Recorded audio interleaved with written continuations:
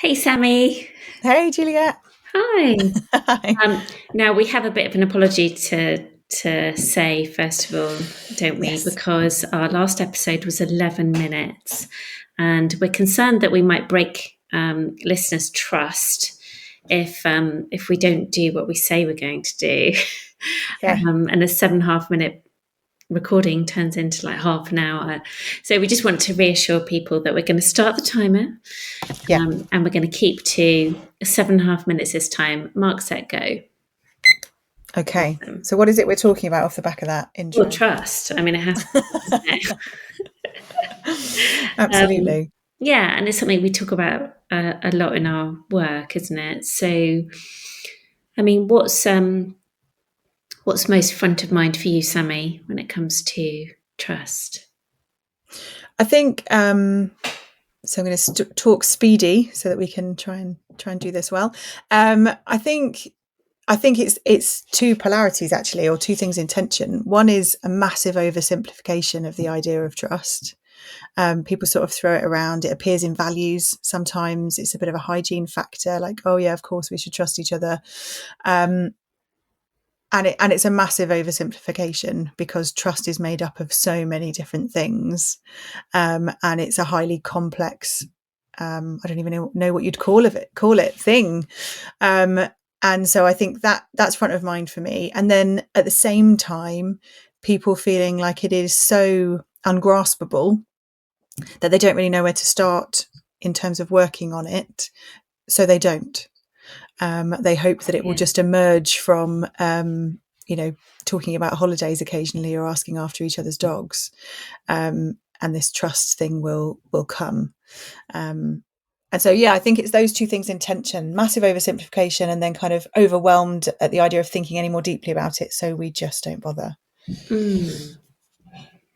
Yeah, because it's in the relational space, isn't it? It's something we Mm, can't explicitly control. So it does emerge between us, but like you yeah. say, from many more different factors than, just doing what we say we're going to do, which is the one Yes. people often talk about. Yeah. Yeah. Absolutely. And I think there's people have a couple of different relationships with trust as well. I give trust freely, and that's not like I don't think that's. I'm not putting myself on a pedestal in that way. I just think that's my nature has been I tend to trust people until I can't. Whereas I know a lot of other people who feel that trust has to be earned.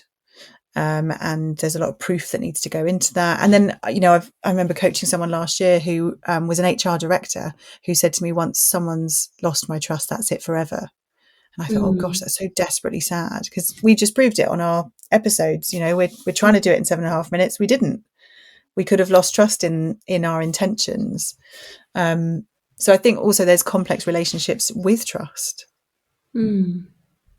Yeah, that How about reminds me you? in my days of doing psychometrics that trust is in many kind of personality models. It's one of the features, and so we can either be like you say, our default can be to give trust, or it could be you've got to earn it. Um, but of course, that's only preference. So Yeah. um, maybe it'd be useful just to break it down a little bit. What we see, some of Yeah. the elements of it are. Yeah, absolutely. Is that you inviting me to do that, Juliet? Yeah, do that. Okay. Well, I think the model that I know we enjoy and find very useful is by Charles Green. It's the trust equation, and anyone that wants to look at this there's lots of great videos and models that show it. But it's I also like maths, so it helps in that regard. And it's also known Um, as the Meister trust equation the in the Meister, yes, Trusted because there was Advisor. Yeah, yeah, yeah. absolutely. So Meister, Green, and Gulford, I think, were the three authors of it, or Galford. But what it looks at, if you can imagine an equation in your mind, is first of all, it's not trust equals, it's trustworthiness equals, which I think is a really interesting shift in that language. It's not trust the ethereal; it's how worthy of your trust I am, which is a first important piece. But that trustworthiness is equal to my credibility. So can I do what I say I can do? Am I credible and able in this relationship or this thing that we're in relationship around? Plus reliability, and will I do it? Will I do the things I've said I'm going to do?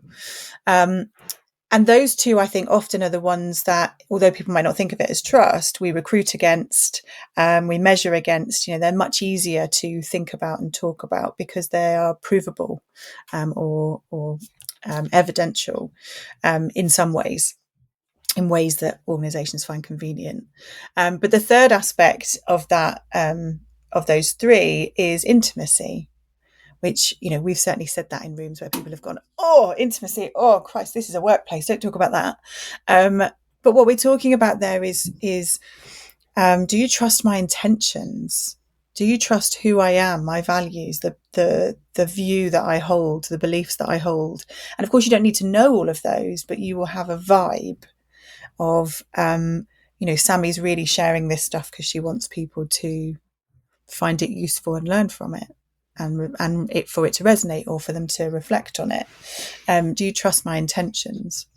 Now, those three aspects adding together, incredible, but they all undermined, or in an equation language, divided by self-orientation. And we were talking about this earlier about, often that looks like someone who's out for themselves. They want to be the success or the look like the best. The other version of self-orientation, of course, can be I'm so fearful of getting it wrong, or I'm so anxious about this. I've got such a lack of confidence that actually all of my focus is inward, which can also make it hard to trust when you think, gosh, if they're so worried about themselves falling over, are they here for this more communal piece? I'm looking at the timer and I've got a minute left to get. I don't feel like I've invited you in. I know we've got this going on. So how do you feel about that? And I feel like it's probably a version 2 of this episode as well. Yeah, because, it, like you say earlier, it's a complex topic, and the invitation for us, I think, that feels most rich in when we're working with teams and groups is to focus on that intimacy element and to invite people into disclosing more of themselves than they normally would. And of course, that links into vulnerability and Brené Brown's work on the importance of vulnerability in leadership. But I think that's where things get juicy, because that's where we can accelerate the development of trust when usually it's something that takes time to build. So maybe just ending on that phrase that I think it's a Dutch saying, that trust arrives on foot and leaves on horseback. So we need to invest time. Perfect. Oh, hold on. Excellent. That was really loud. Yeah, beautiful way to end. And it feels like we could carry on talking about trust. So maybe there's another episode on this. But we'll do a part 2. There we go. Thank you. Speak soon. Thanks, Sammy. Bye. Bye.